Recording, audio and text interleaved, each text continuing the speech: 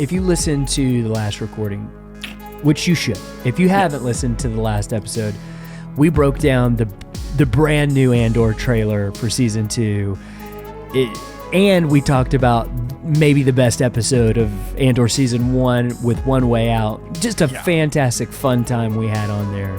Yeah, all around, I think a highlight of an episode. Definitely make sure you've seen that one.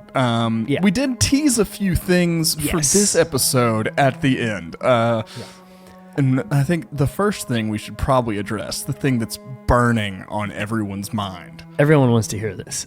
What's your Snoke theory? Kino Loy is played by Andy Serkis, right? Uh-huh. Supreme Leader Snoke, also played by Andy Serkis. Yep. Do we see the connection? I think I can maybe fill in. Let me take a guess at what your theory is. Okay, please. Do you think maybe Kino Loy potentially washed up on a beach somewhere because he couldn't swim but jumped anyway? Because that seems like probably what he'd do, right? And then they were like, why don't we use this nice fresh genetic material that we have? Let's send it over here to like Moff Gideon and see what's going on with all that. You're close, but no. Here's what happened. Kino didn't jump. Kino stayed behind. Kino's deathly afraid of heights and swimming. And water. Yeah. He can't swim. He doesn't want to do it. He's not going to do it. He just stays in the Imperial prison complex. And then when the Empire comes to see what happened, maybe they already killed him. Maybe the guards killed him. Maybe they kill him. Okay. But then they play back the tapes. They want to see and review what happened here. And then they see Kino's speech and they're like, holy cow. That guy's got some pipes on him. The oration, the who can give a speech who can give a speech like Kino Loy? Nobody. Yeah. Nobody can give a speech. Raw, untamed power. Exactly. Okay. Yeah. So they take that genetic material and they put it in a box and they send it to the Imperial Scientists Division of like, here's something to play around with. We know from the Bad Batch, Palpatine's already into the cloning stuff. He's already doing things. Have fun with that. Let's see if we can recreate that incredible voice. Okay, let's see if we can do something with this genetic material.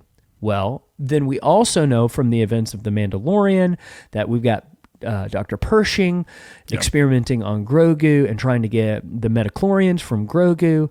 You take Kino Loy's DNA, you take Grogu's DNA, and then you take the DNA of some really tall, maybe Kaminoan or near species of human, and you wrap it all together, and there's Kino Loy. Or I'm sorry, Supreme Leader Snoke. Snoke, yeah.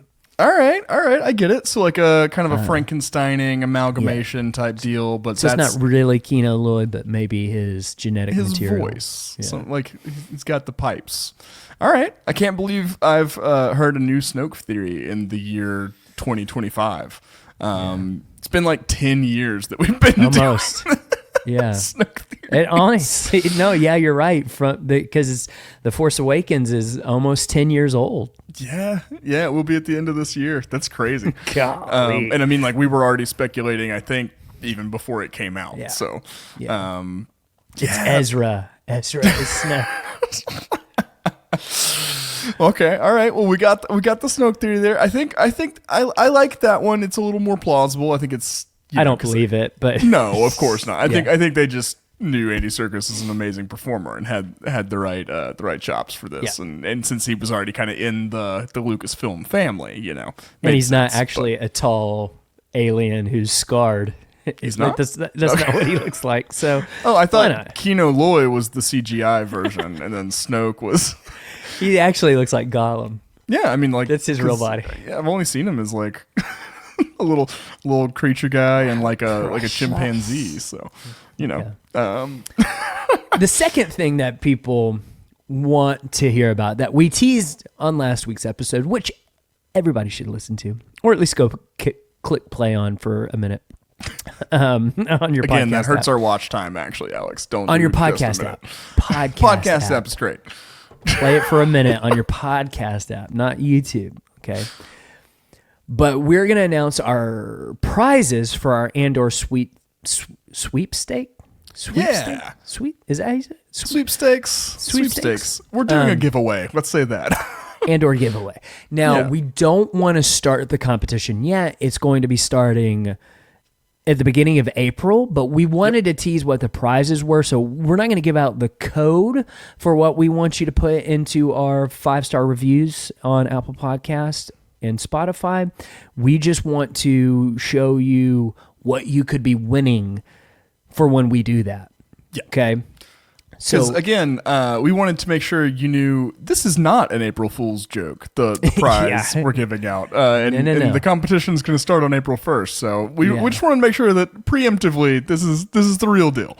also, can I just be honest with everyone real quick? Maybe this is a little vain, okay? I want to be the most reviewed Star Wars podcast in the world, and we're almost there. We're almost there. We're I think number 2 right now. We are right? number 2. We are 400 away from making that a reality, and I want to make that a reality by the time Andor ends. So we're giving away a big prize for this. Yeah, absolutely. So the prize is it's a multifaceted prize. It's more There's of a levels to lot this. that we're giving away. There's several things. Let's start from small to large, I think. Okay. Again, all of this will be included. It's a lot prize. I'll make a fancy graphic with all the things on it so you can see it. Yeah, of course. But the first thing is a Children of the Watch shirt. Yeah. We're gonna maybe have some new designs and stuff up soon to include, but you'll Fingers crossed. we've got some. You can go ahead and look in what we've got at keepthewatch.com and all that kind of stuff. So that's the first aspect. Yes. The second aspect is you'll be getting Andor Season 1 on Blu-ray. Boom, which is a big, it's a cool thing. Yeah. We'll be doing the kind of the box set kind of deal. They also have like special behind-the-scenes look at Yeah. Andor and stuff that you don't get anywhere else but that Blu-ray. Boom. So bonus content. So we're taking it a step up. That's an amazing prize. We're taking it a step up from the Children of the Watch T-shirt. So that's kind of the middle. So you get both of those things, but then you also get a Rebel helmet replica from the Disney store, one of Boom. those that you can wear. Yeah. Right? So Like, you can feel be like you are Rey. in the rebellion. Or You can be Rey putting one on, Eating in your biscuit. your hollowed out AT-AT. Yeah. Yeah, But so I think that's so an excited. amazing prize. You get a shirt, you get Andor on Blu-ray, and then you get an amazing helmet replica from the Disney store. We'll have a graphic with all that to show everybody what that is. But yeah, that's going to be the prize. So we just wanted to tease that carrot a little bit early, and know that we'll be starting the sweepstakes and everything in earnest on April 1st. Yeah, I mean, if you wanted to go ahead and rate and review our podcast, please go ahead. Please don't Don't let us stop you. But But if- if you'll get all the rules for entry and everything like that coming here pretty soon in the next week or so. So Yep. cool. Well, that's the follow up from earlier in the week. I think that ties up all the loose ends. You are listening to Children of the Watch. I'm Mac Lacey. And I'm Alex Maxwell, and today we're breaking down the 11th episode of Andor for our Rix Road to Season 2 of Andor. Oh my gosh, we have just one of these left. That's insane. I know. We're so close. That's We're so so crazy. close. I mean, we are less, even from when we're recording, we're less than a month out from Season 2 of Andor, and we'll be even closer as it releases. The excitement is palpable. It's palpatinable. th- this is part of the fun, is the lead up to it. Yeah, I think this is just as much fun as the actual show sometimes. But yeah, if you're new to our podcast, we break down every single episode of Star Wars television scene by scene to analyze the story, find comfort Easter eggs, and explain how it all connects to the larger Star Wars universe. And we would love to engage with you over on social media. Make sure you follow us on all the platforms at COT Watch, especially on Instagram and TikTok. We're trying to get those numbers up as well. We are so close to 3,000 on Instagram. I'd really love to be at 3,000 before the show starts. And then we're at 500 something on TikTok. It's a lot lower. We just created that. But if we could get to 1,000 before Andor starts, that would also be awesome. So make sure you follow us over there at COT Watch. And let's jump into this. I am so ready to talk about this episode. This episode hit me in a much different way. I agree. Yeah, and I've had a lot of that on this rewatch. I've watched Andor. I think this is like my fourth total time going through or something. But the first couple times, were very close to when it came out, and I don't know if it's just like the conversations we've been having around the show, or if it's how I've changed in a few years or where I'm at now versus where I was. But there's a lot of these episodes that hit very differently for me. So like the Axe Forgets was an episode like that first time through, it felt more like connective tissue, kind of a bridge to the next thing. But then going back through this time, it was the substance of that arc for me almost. Yeah. And this episode is similar, right? I think the first time I was like, yeah, this is kind of the bridge to the finale. It's the final check-in with, putting all the stakes where they're going to be, setting up the big conflicts. But it hit me a lot differently this go around, I think. And part of it, I think everything that you were saying of like, maybe we're just in different stages of our life, right? It's been 3 years since Andor season 1 came out, and that could be part of it. Part of it, I wonder too, is like just the way we're consuming it in terms of, we're doing it week to week, and we've got the context of the entire season now. And I don't know if that has anything to do with like we know where it ends. And then I think too, just the excitement of season 2 of Andor being on the horizon just makes a rewatch of season 1 so much more special. So if you've been rewatching Andor and maybe you're a brand new listener, hopefully you find this podcast and you can kind of get a vibe of what our coverage of season 2 is going to be like. And, this is something I think, both of us would admit that I think we have a lot more fun theorizing and throwing out wild speculation like about the Mandalorian and Ahsoka and Skeleton Crew, but there's something very special about this particular show in terms of the themes that it brings, and how that can resonate with you as especially as we get older, and that's something that I think is making this show stand apart from all the other ones. Yeah, there's a way in which Andor, despite being fantasy sci-fi and all that, it makes those themes of Star Wars more real in a way. It puts them like right in your face in a way that grounds it to other stuff in our world, in the real world. And there's just something really special about it. It's a show that, maybe we're not getting super crazy with like, oh, this could happen next and this could happen next. It could change the cosmology of Star Wars and all this kind of stuff. But it's one of those that's, I think, really important just to resonate with emotionally. And, there's plenty of material with which to do that. Yeah, and that's what the Snoke theory was for at the beginning of the show. All right, so let's talk about episode 11. Daughter of Ferrix. The director is Benjamin Caron, and the writer is Tony Gilroy himself. The old Tony is bringing it home with the penultimate episode of season 1, and we begin this episode on Narkina 5 as Cassian and Melshi are doing their best Tom Cruise impressions, Just hanging running. from the side. No, they're hanging from the side of a mountain like Mission Impossible 2. You know, you've seen that one, right? Have you I've seen seen the like the Mission first movie? 3 of them on TV at various points and stuff. I don't know that I've actually sat down to watch any. I don't know that I've actually sat down to watch in a Mission Impossible in its entirety, to be honest with you. I'm going to be honest with you. 1 and 2 are forgettable to me. I think 1 has very iconic moments of like with course. the going down to the thing, Yeah, the you know. lasers, Yeah, all that. yeah.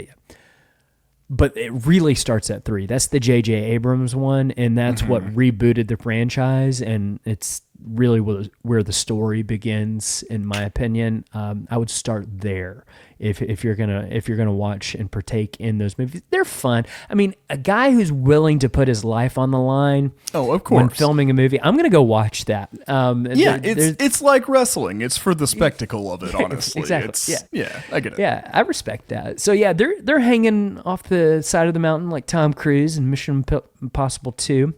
And Melshi is not doing well. He is like, please tell me that they're leaving because I am about to fall. My hands are not working anymore, Yeah. Cassian. Please tell me that TIE Reaper overhead is leaving because he can't do it anymore. He's really, really struggling. And Cassian reassures him, they're leaving. They're leaving. And he's telling the truth. They are really leaving. And I would not like to be in that particular situation, Matt. No, I wouldn't really want to be either of them, right? I mean, like, certainly don't want to be Melshi feeling like I'm about to fall off this cliff at any point, and I don't want to be Cassian having to reassure and carry Melshi through that moment and everything. But just like he does with Nemec in the Aldani arc, just as he does with Kino, he is so good at inspiring people, reassuring people,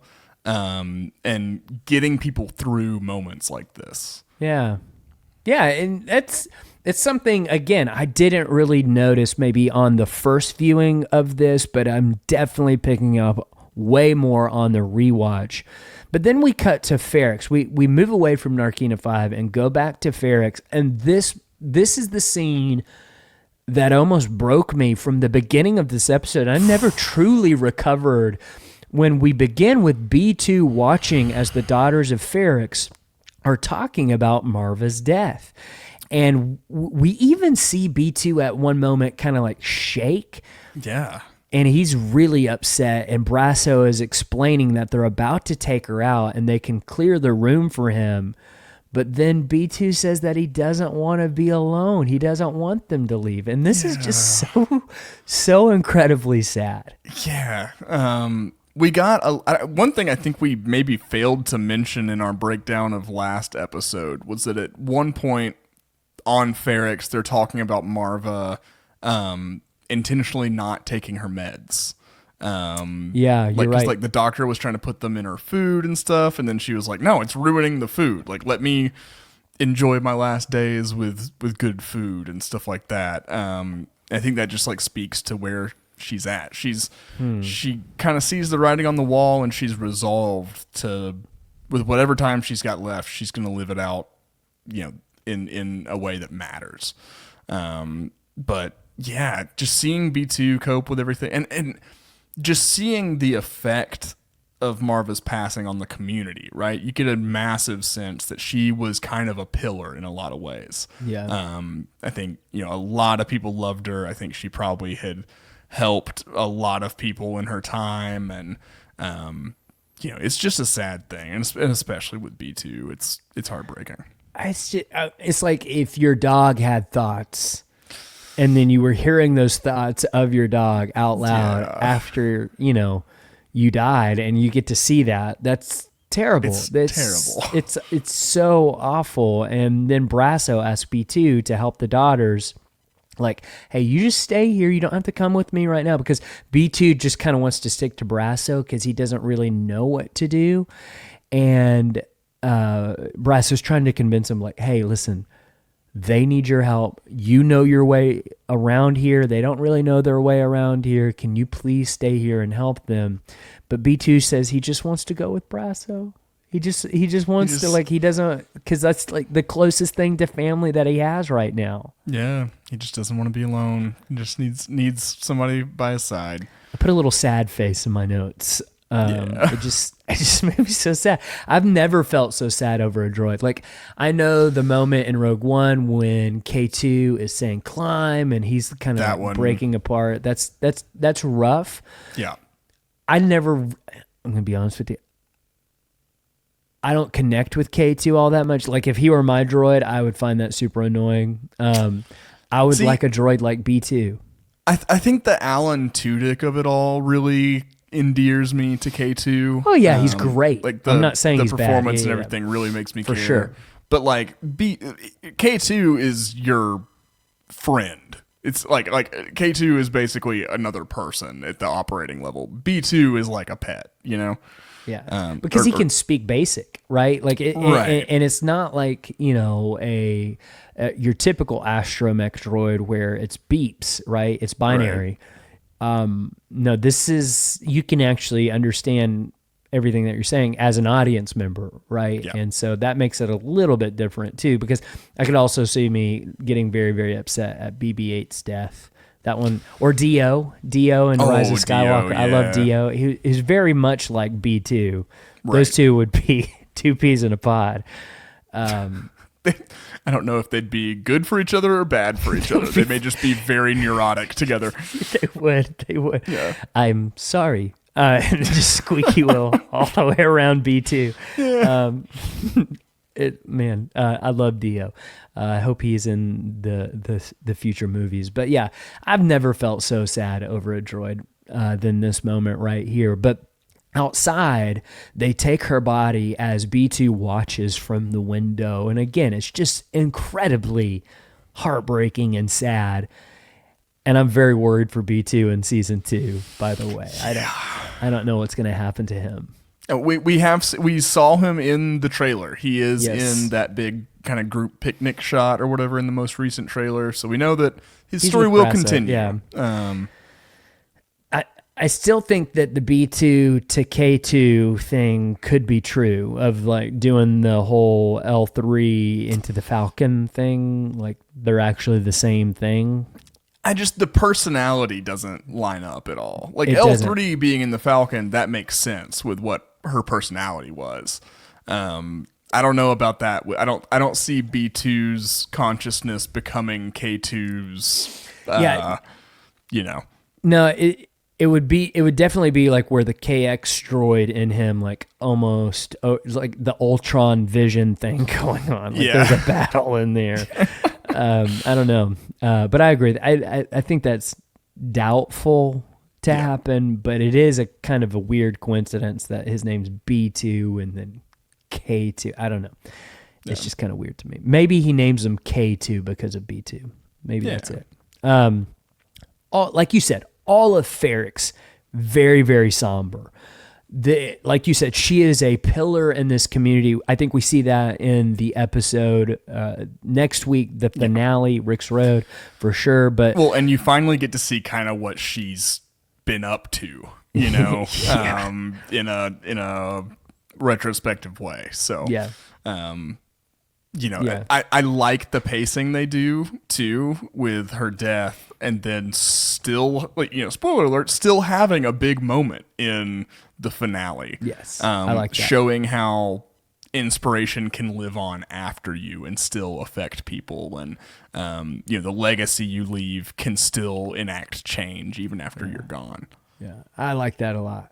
But as all of this is happening, Cinta's watching from her calf job across the street and speaks with Corv, who is the Imperial spy, who is horrible at his job, in my opinion.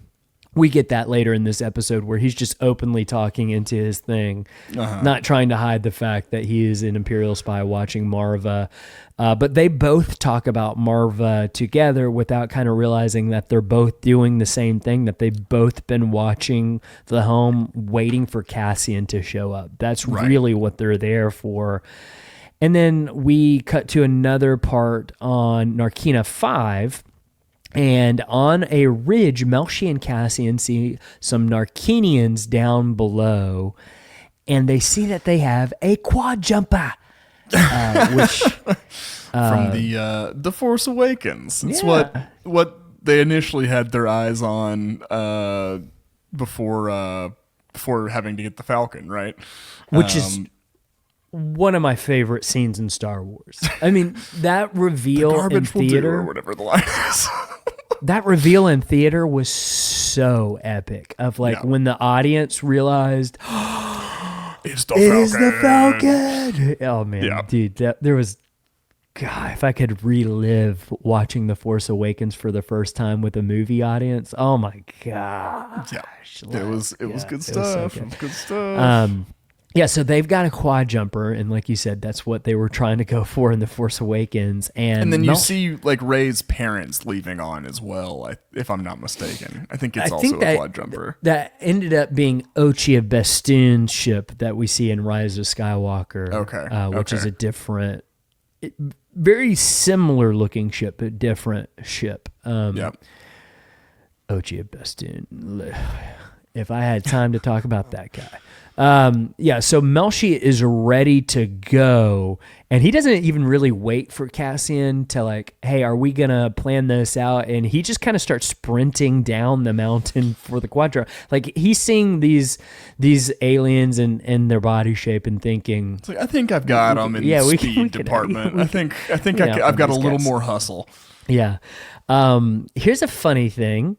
Diego Luna tore his ACL doing the sprint in the filming. Like Oh, this is going to be that new, and every time you watch this scene, kind of like in Lord of the Rings when Aragorn kicks kicking the helmet, Yeah. breaking his toe, and that's what Yeah. the scream is. Yeah. Yeah. This is that, but now for Star Wars. And as they run past, they get caught in a sticky web trap, which looks so gross. I don't like it. It looks too wet. I don't like I it. don't like it. I don't like it. Like a dry net is one thing. A wet net? No, thank you. No, thank you. And then we cut to the ISB on Coruscant as the Imperials tell Dedra about Marva. They're telling them from the Imperial Hotel on Ferrix, and they explain that they want to do a parade for the funeral, and they're very hesitant. Like, well, I don't know why they want to do this, but apparently she was some sort of big deal in the community, and they want to throw this kind of funeral procession. And Dedra wants them to be able to do it because it will be another opportunity for a trap for Cassian. She wants to let them go ahead and get the permits.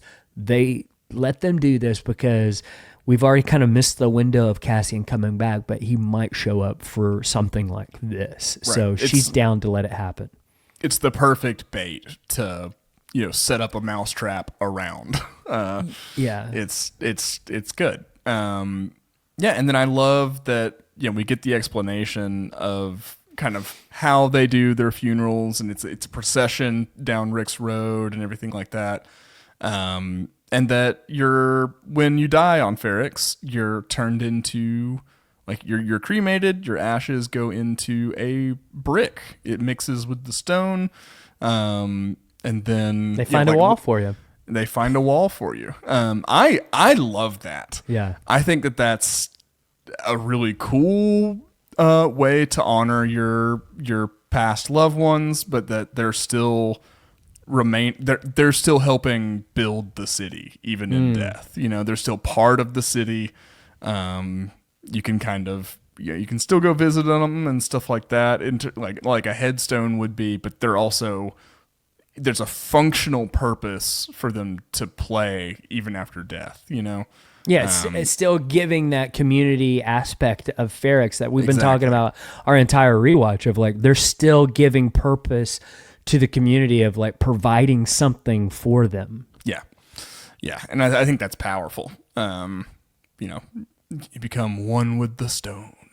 Yeah, I think that's really cool. Dedra's kind of creeped out by it, but I think it's really, really cool. Well, I think anything that involves love and community and stuff, Dedra's probably freaked out by.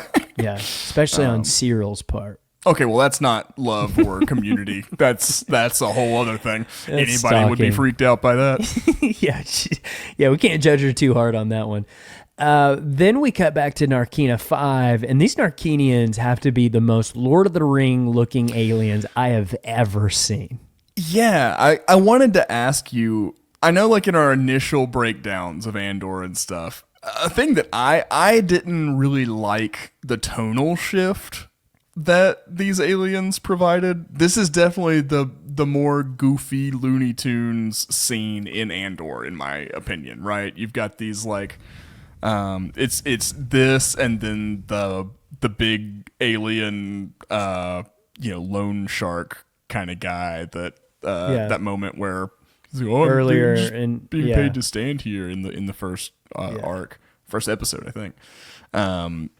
But so like when I watched it initially, I thought it was a little jarring just because we came off of One Way Out into into these goofy aliens and stuff. On this go through, I really felt that it just reminded me we were in Star Wars. Yeah. And I do think after such a heavy, intricate arc where you can extrapolate, like if you removed a lot of the sci-fi elements and stuff, that story could be set in any universe, really. You know, Right. like the themes it's working with are integral to Star Wars, but there's nothing too specific to the world of Star Wars about those events, right? So I think it was important to be like, hey, we are in a galaxy far, far away. There's aliens. There's a little bit of levity, a little bit of humor. I appreciate it. Yeah, I was much more good with it this go around. Yeah, like you said, it's just a good reminder that this is still the Star Wars galaxy. This is not, this is not something else. And so we learn from these two guys that the prison has spoiled the water of Narkina 5. So there is kind of a consequence of having this prison there, and they don't really like the Empire at all. And Melshi and Cassian are doing their best to explain to them, like, hey, we are not the Empire. We're trying to run away from them. In fact, we were prisoners of the Empire. Right. And we have this common enemy. Right. And it seems like it's going one way, and it's not going their way for Cassian and Melshi. They think that they're about to be cut up by this guy with instead of a hand, he's got like a knife hand. Yeah. And but they decide to let them go. They cut the web off, and they say, "Where would you like to go, E?" And I think these dudes would fit really well in Skeleton Crew. Oh my gosh. They seem very piratey. They'd be at home in that world, I think. Port Borgo is where they need to go. Yep. Instead, Cassian says, Niamos, he is ready to go back there. He left his stuff. He needs to get his stuff. And then the Narkinians like that. Yeah, they're like, oh, you want to go party? Yeah, we can go party with you. We'll do that. Like, what are we doing here? Let's go. Immediately, both of them are like, oh yeah. We're on board. Yeah. Yeah. and we see the quad jumper take off, but barely. It is limping by off of that planet. And it's just so funny. That's how Melshi and Cassian got away, is by these guys who were just so willing to go party with them on Niamos, because why not? And like, I think this is, we were talking a little bit about the role of the Force in Andor, and you're like, I think this is one of those kind of coincidences, things that just like went a little too well, almost, I think you can take that as kind of, this is the invisible hand of the Force. Yeah. I like making this crazy coincidence happen. Yeah, I like that. But then we cut to Coruscant, and Clea is working on an artifact and notices someone outside the shop just standing there. And it turns out it's Vel. And kind of reluctantly, she lets her in. And immediately, Vel brings up Mon Mothma, her cousin who shops there.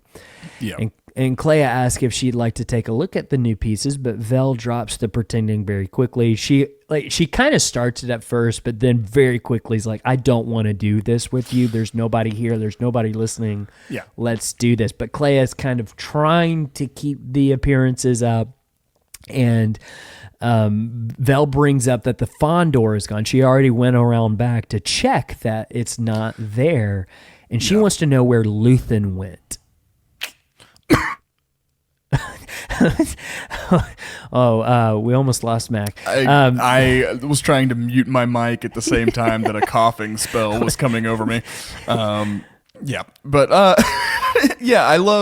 I love that, like, Clea's still trying to keep the subterfuge alive because, you don't know who could have bugged the place or Vel's turn. Right. You don't know. And, like, there's rules for a reason.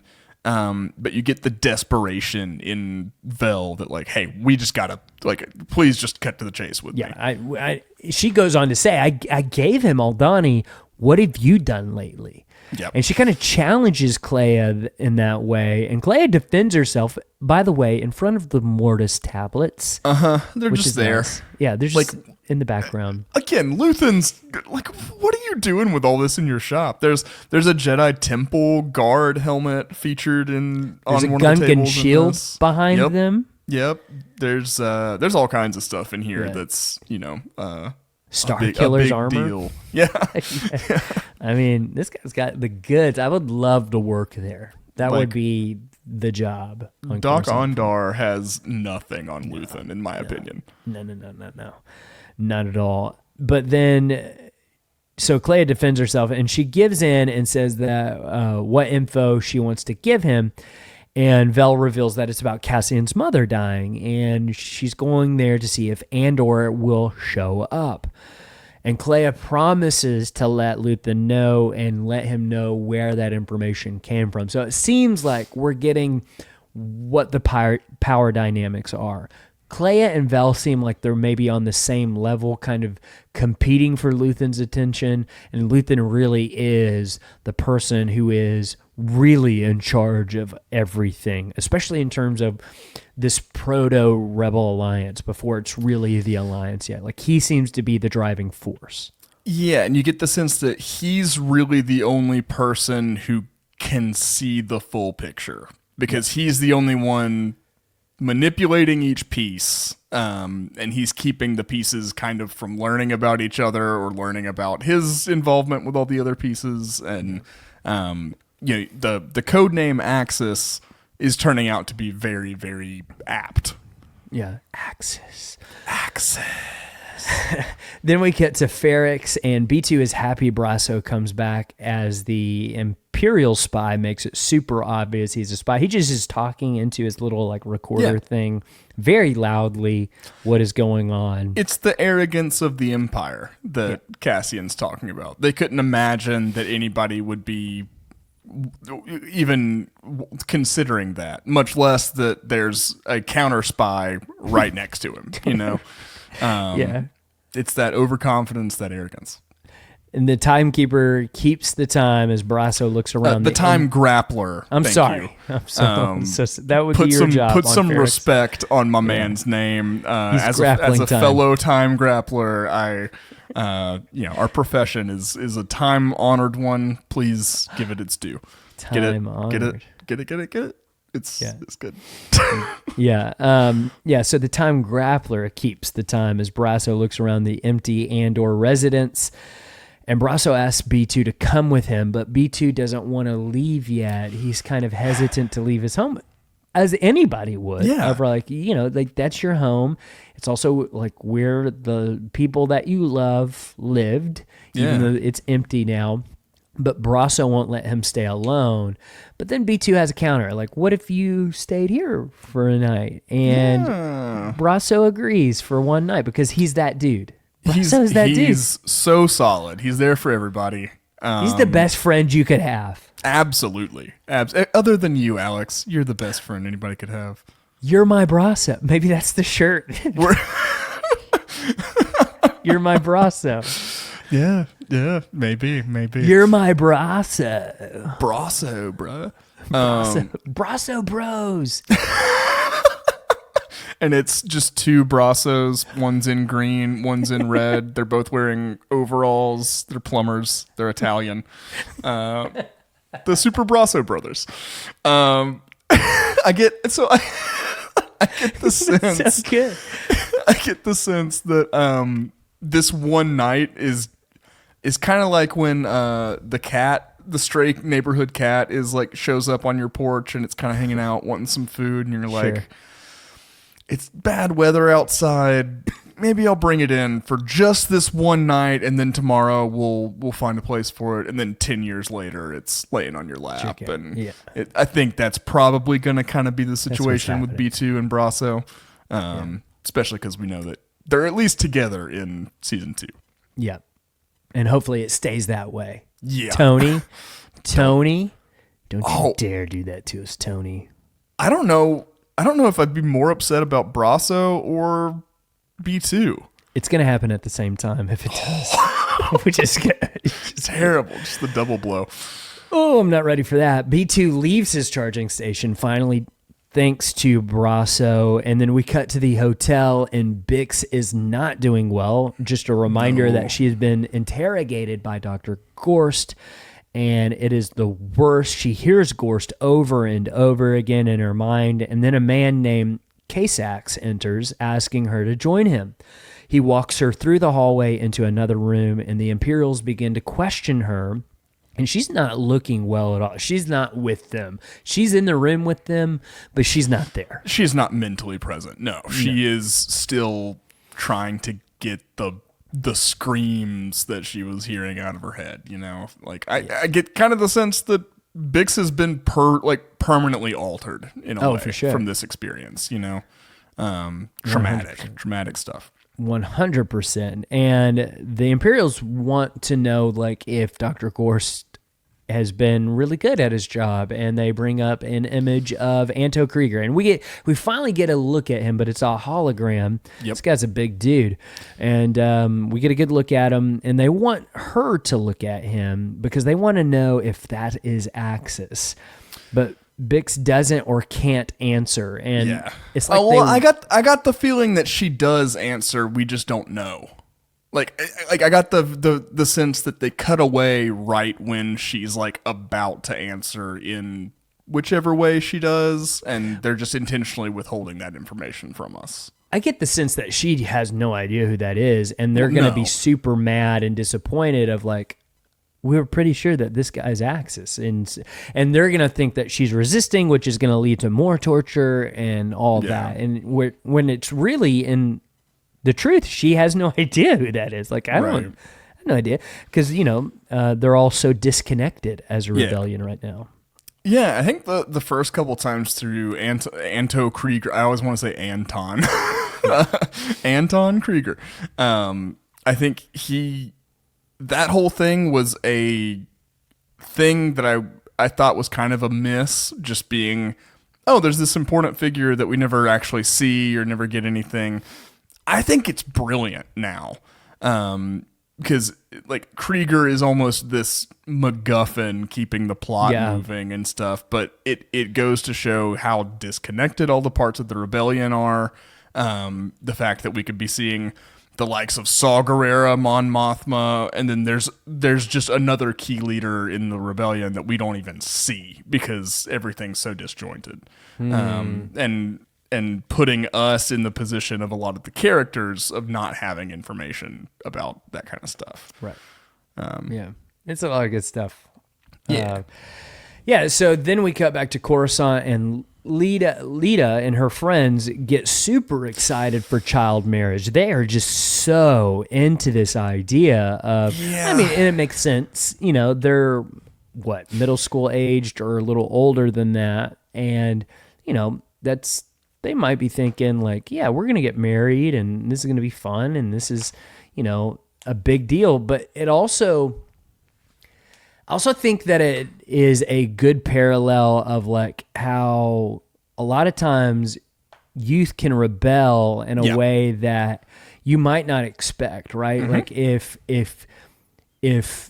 let's say something super traditional, and we're just talking very vaguely here, something super traditional, and their kids are probably going to rebel against that tradition, right?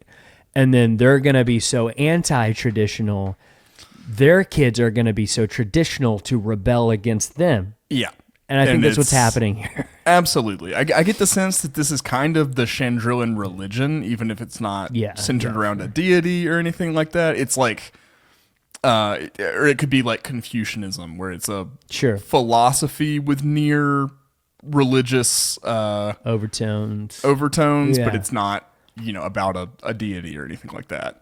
That's kind of what I got here, just from the ritualistic sayings, and it kind of seems like they're like reciting scripture together, that sort of deal. Yeah, and we learned from Mon Mothma that she found the elder. Yeah, you're right. So maybe that is actually the like traditional Chandrilan deity.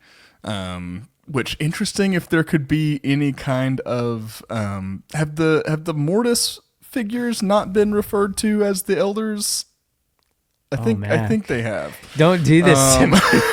Like we don't have time to talk about this right now, but because I will use the rest of the podcast time to do that. Yeah. So they're talking about child marriage. All the kids are. It's the cool thing to do. It's all the rage. Yeah. Especially on Coruscant. Vel enters the apartment and questions if Mon is really going to let this happen. And Mon says that she did it, and it's odd how this trend is stronger on Coruscant than at home. Do you think that's just maybe the reason it's stronger on Coruscant than on Chandrila itself is because they are a little detached from the planet, so there's not that... it's either like we're going to go so into it more than like those who are inundated in the culture to set ourselves apart from everyone. I kind of got the sense that it's twofold. It could be that like they're so removed from the epicenter of this that they haven't taken with them all of the learnings and evolution of culture on Chandrila, right? We see that play out in a lot of places. If there's migration of people from one country to another, but they take with them a lot of the cultural aspects or stuff. Things in the home country can change and evolve differently than they do outside, because I think when you're outside of the main culture, there's this. It almost becomes more important to lean into those things to stay connected to your home, right? So like they're doing it, they're kind of clinging to familiarity and home by doing this, whereas people on Chandrila maybe are like their culture is evolving in a more linear fashion. Does that make sense? Am I that's kind of what I was thinking. Expressing that well enough. Yeah, and it turns out we learned from Mon Mothma that Leda is the one that wants to do this. She's actually all about it, and that's when she says the line about finding the elder. Then Mon tells Vel that she is in so much trouble, and she kind of lets her in on like, hey, things might be bad here soon. And later they move to a different room, and Mon explains the money situation. She moved the money herself, it turns out, but a few months ago, she was warned that the Empire was looking closer. There was one empty ledger that was off balance, and she panicked and went to take Kalma, who then went to Davos Golden. And because of what happened on Aldhani, that's what actually froze the accounts, which means she's in trouble because she can't really move the money now. So and that's in the middle of all that when the big crackdown happened. So and I love that Aldhani, though it was good for the rebellion, had big consequences for all of our main characters. And you're seeing Luthan's accelerationist attitude, how that affects the other players even in the rebellion, right? Because it's making it hotter for Mon Mothma. Oh, for sure. Even though it's allowing her to do what she's doing too. So right. It's good. Yeah. And Vel asks how much is missing, and we learn it's 400,000 credits, and Vel asks if Luthan knows the full extent, and Mon says not all of it. But then Leda interrupts because that's apparently all her character does. She just interrupts every conversation her mom is ever having. I mean, she's a teenager. She's a young teenager. It makes sense. And not only does she interrupt, but she like gets mad at Mon Mothma, Of course, because which is also very teenager thing. young teenager. Yeah.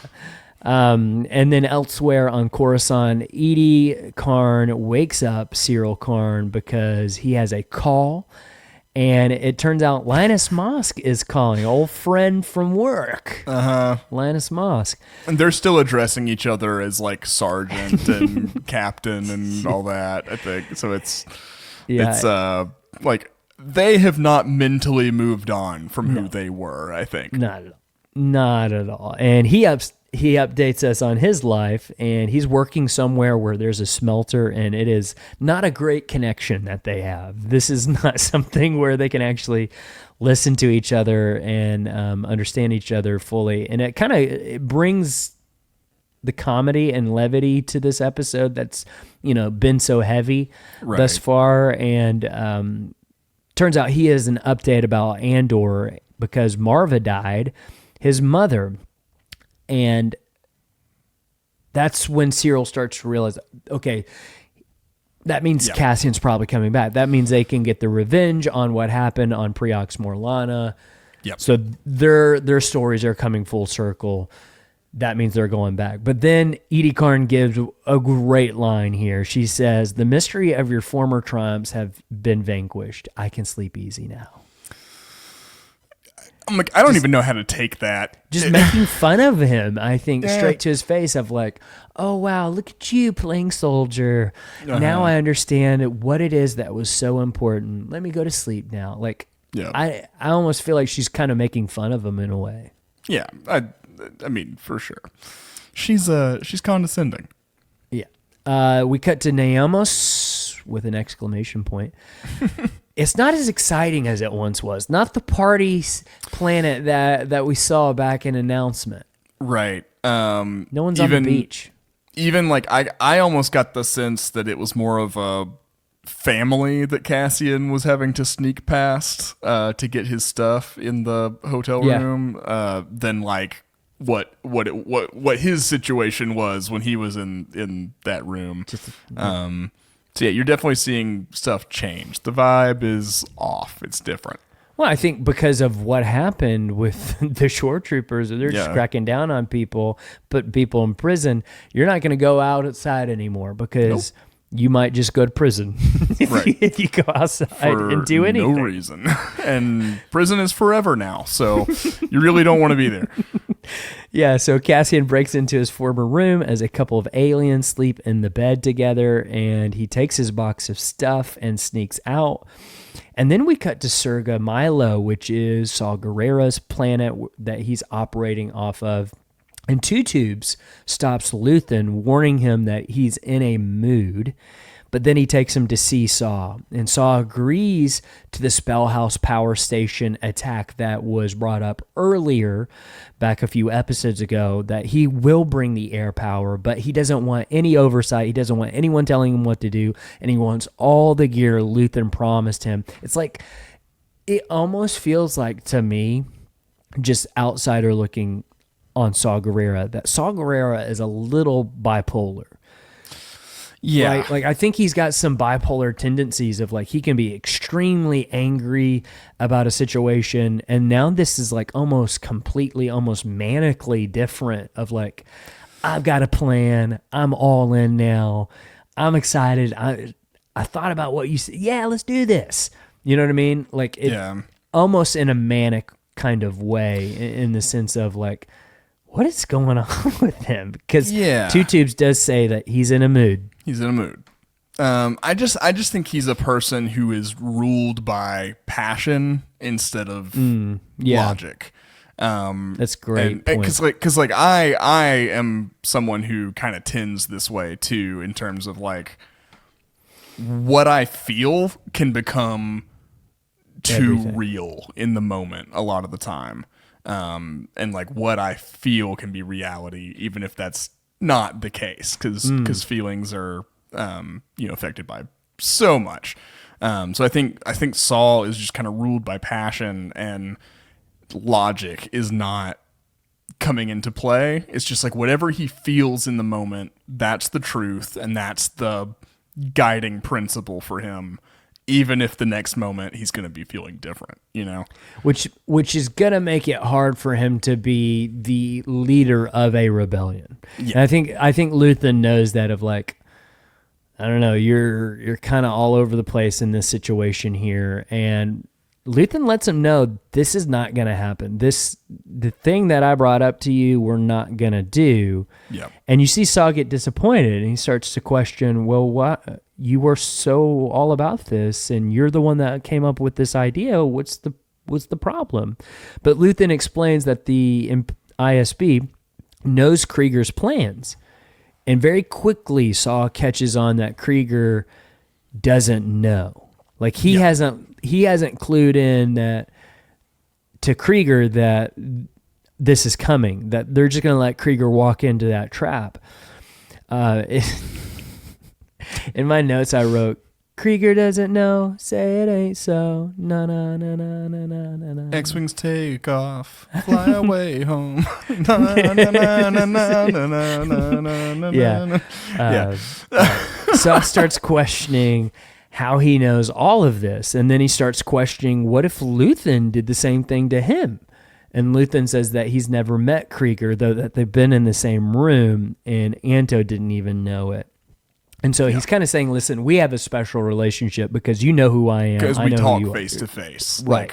And I think that's probably because Saw predates Luthen in terms of rebel operation, right? Because, I mean, he's the first to do it. Been doing that since the Clone Wars, so. Right. He just never stopped. As we learn in Reign of the Empire, Mask of Fear, he's one of the central characters. Guy just kept going. So Saw is super smart. He's catching on of like, wait a second. If you're doing that to Anto Krieger, what's going to stop you from doing and pulling something like that on me? Yeah. You know? And Luthen leaves him with the choice to tell Krieger or not. Of like, okay, if you feel so strongly about this, you can go tell him about this trap. But Saw starts asking if he has people everywhere. He's like, you've got people with Anto Krieger. You've got people in the ISB. That's how you figured this out. And then he starts questioning, you have people with me? Yeah. You got people watching me?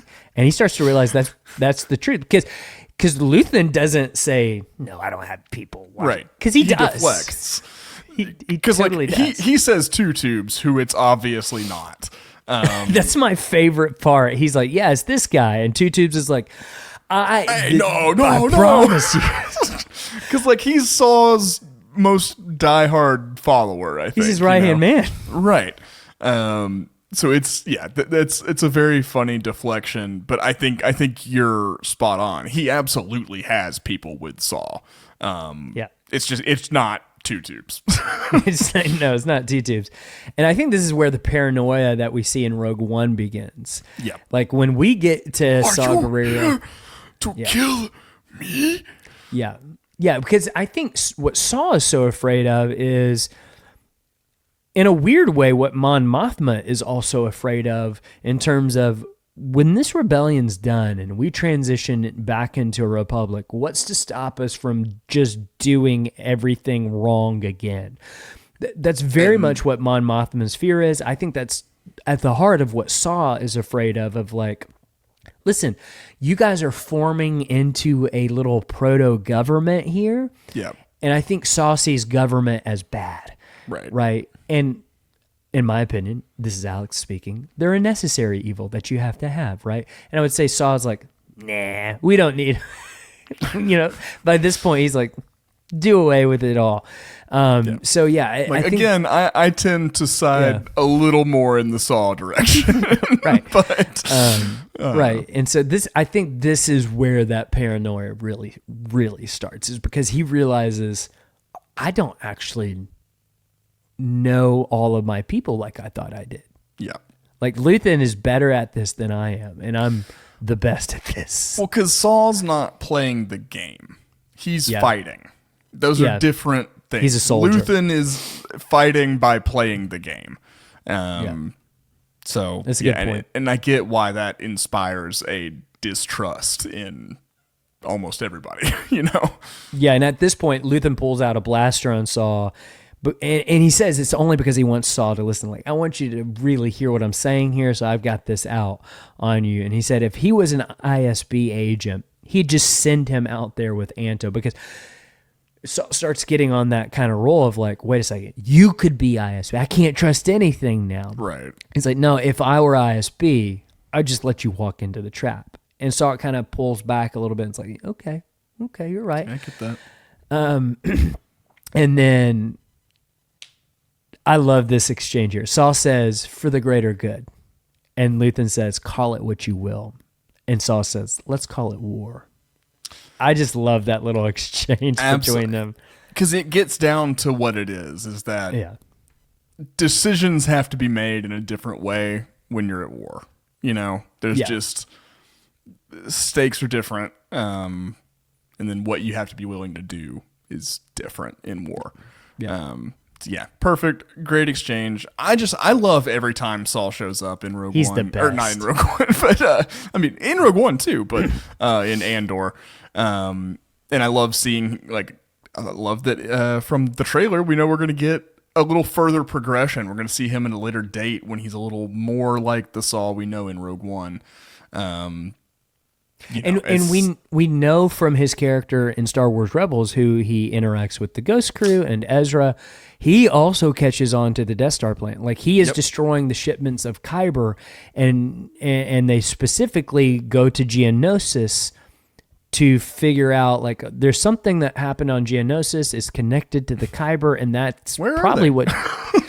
Yeah, where's the everyone's bugs? just click clack here, which I can't believe they named him that. How incredibly insulting Ezra was to this poor lone survivor of Geonosis.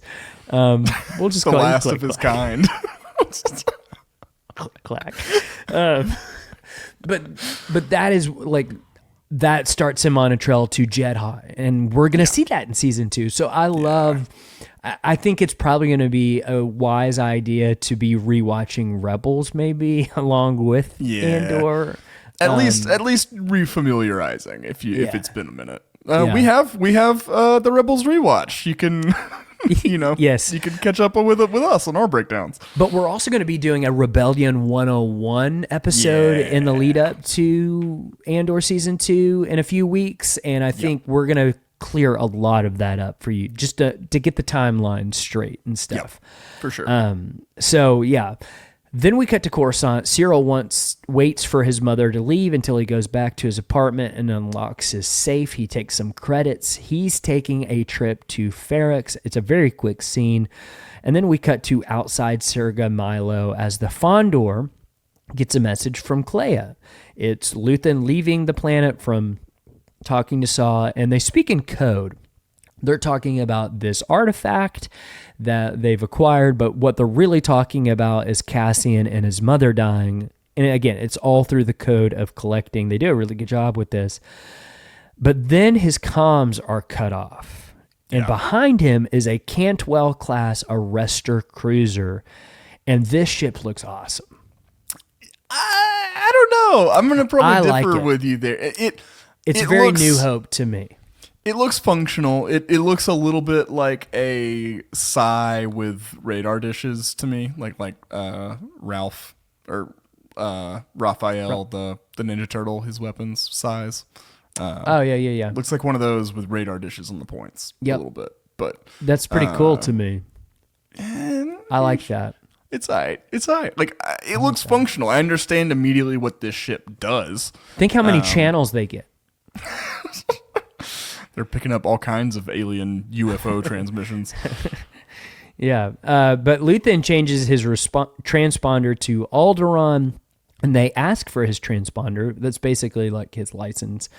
Yeah. And then Luthen gives his fake code, and they say that they're looking for partisans, and they power the tractor beam and start bringing him in, and he will have none of that. And Luthen starts pretending his ship's engine is acting up as he's powering up his weapons. And remember how last week specifically we talked about how Luthen is like Batman? Yeah. Well, this is his Batmobile. Absolutely. It is so sick. The Fondor is just the coolest ship, I think. Like, He's the first good guy with like a new sleek James Bond type ship. Right. And I think that's because I get the sense he's independently wealthy, right? Like, yeah, he was wealthy before this. I don't know if it's just from the shop or what. I think he grew up with means and comes from. I agree. Just based on a lot, Yeah. But yeah, it's one of it's an instance where our hero doesn't have just a piece of junk for a ship. It's Which, nice. that's super charming in Star Wars when that happens, but it's cool to see the top of the line stuff too. Yeah. And it makes more sense for it to this ship to be the really cool one, because it's not like it's going into battle outright and stuff like that. Right. It's just about evasion. Yeah, and the CGI is excellent in this scene, Mac. It's so good. Like, they did so good. Yeah, it's so good. I love the missile things that kind of shred the tractor beam dish, let them go, and then when the ties end up pursuing, I love the like Gundam laser sword type deal, gosh, and that's how my it favorite rotates. part. That's my favorite part. It's so cool because it's a combination of having those and then the way that he's flying. He almost like clotheslines the TIE so fighters Gundam. with the lasers. It's literally a Gundam weapon that he has on his ship, which is cool.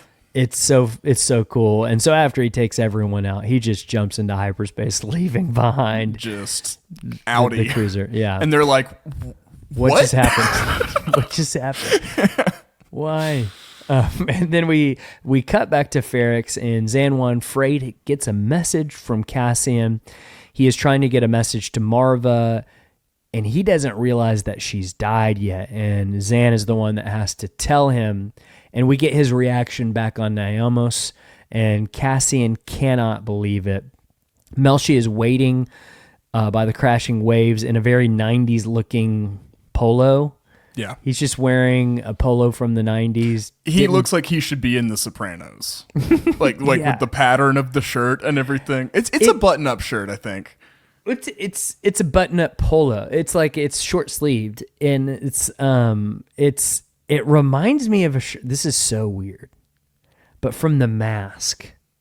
They had like crazy shirts on that movie. I just remember like the patterns being very, very sharp or something. Yeah. I don't know. Yeah, I mean, the 90s, early 2000s, big time for big patterns. And it's coming back. That kind of look is like kind of in right now again. Yeah. Yeah, so Melshi is just standing there watching as the waves crash, and Cassian finally comes out, and Cassian lies about everything being okay, and they both wonder how many made it out alive, and Cassian says it wasn't enough. Melshi says that someone has to tell people what's actually happening out there, and that they need to split up to make sure that people know what's going on, because they'll have better chance if they split up, and Cassian gives him a blaster, and they part ways. And Mac, I don't think that it's an accident that he looks out towards the ocean as the rays of sun peek from out behind the clouds, and we cut to black. Because if you remember how his story ends on Rogue One, he ends in front of an ocean looking out as the sky brightens. It's kind of, I mean, very differently, but for a different reason. But it's interesting. I agree with you. I think it's meant to kind of put our minds on the end, as the next episode is the finale for the season. And I get the sense that it will conclude the story that we get in season 1, since season 2 is going to be doing so many time jumps and things like that. It's going to be more of a broad stroke story of the rebellion. But yeah, this episode is just fantastic. It really hit for in a different way for me this go around. So good. I cannot wait to get to the finale, though. We're going to be talking about that next week. We're going to be finishing up the Andor rewatch. Wow. what a journey it's been. There's been 12 of these. It's crazy. But yeah, we're going to be bringing it all home next week, and then we'll be jumping into our ramp up for Andor season 2. We'll be doing a lot of cool stuff like Rebellion 101. We'll be doing some voicemails, stuff like so that. Make sure you call in. We definitely need you to call in for our voicemails. That's the episode right after our rewatch of the finale. Yeah. So start calling now. Yeah, I mean, especially if you've already completed your rewatch or whatever, go ahead and give us your thoughts on everything. We want to hear about any insights you had that we missed for season 1, or anything you think is coming up in season 2, things you're looking for, any theories, predictions you've got. We want all of that. We love hearing from the listeners. That's a great thing we do with the show. It's so fun. So call in. It's 205-259-6675, I believe. Did that off top. Did that off the top of the dome. Didn't even have a reference. I'm not going to try it again in case I mess it up. So 205-259-6675. Boom. Nailed it. So give us a call, leave a less than 3-minute voicemail, and you might find yourself on the show. But that's going to do it. We will be back next week to finish up the Andor rewatch with the finale, episode 12, Rix Road.